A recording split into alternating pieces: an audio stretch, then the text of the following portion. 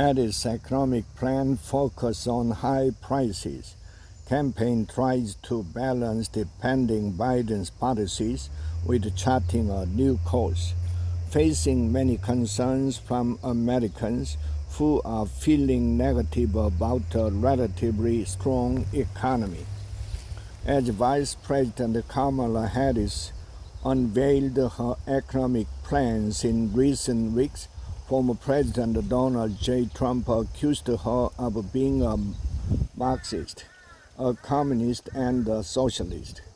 Laying out her vision has been challenged as she tried to defend Bidenomics and demonstrate that she has a plan to chart a new course amid widespread economic discontent among many Americans who are struggling with high prices and other affordability issues.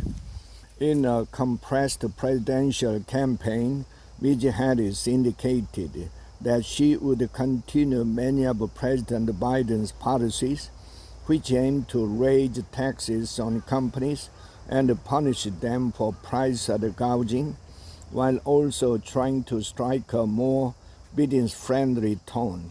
In some cases, such as her embrace of ending taxation of tips, the vice president has even shown a willingness to adopt the policies put forward by Mr. Trump.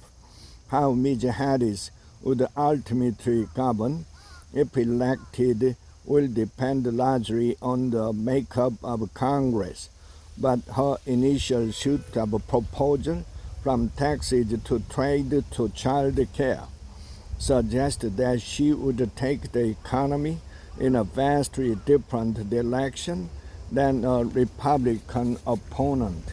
Cost of living. Perhaps Ms. Harris's biggest political vulnerability is the upturn in prices that occurred during the Biden administration.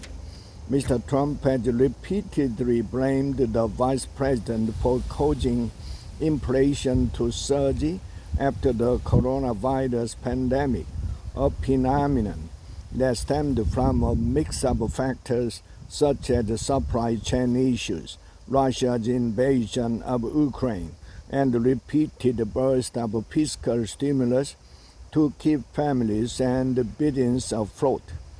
The higher cost of goods initially hurt Mr. Biden when he was running against Mr. Trump, and Ms. Harris is now facing many of the same concerns from Americans who are feeling negative about a relatively strong economy. Ms. Harris is selling many of her plans as a way to lower prices.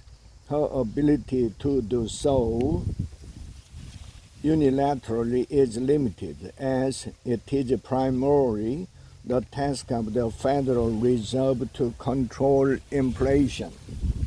In a first economic policy plan of a short-term campaign, she said she would ban price gouging in the food and grocery industries, a proposal that the campaign said would mirror state-level laws that limit companies from drastically raising prices in emergency situations.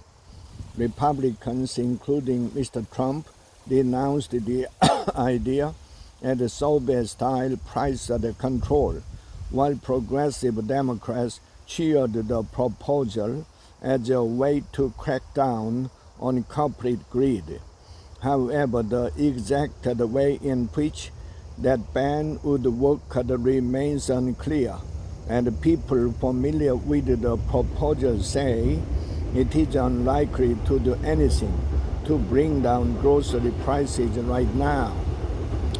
On her campaign website, Ms. Harris said she would also try to lower healthcare costs by expanding the power of prices and continuing a tax credit that offset insurance premium cost.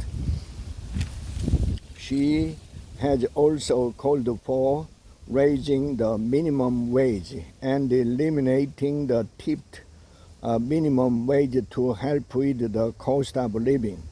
The tipped minimum wage only $2.13 an hour federally is what companies are required to directly pay employees who make much of their money in tips from customers, though businesses have to ensure that their workers' total earnings at least match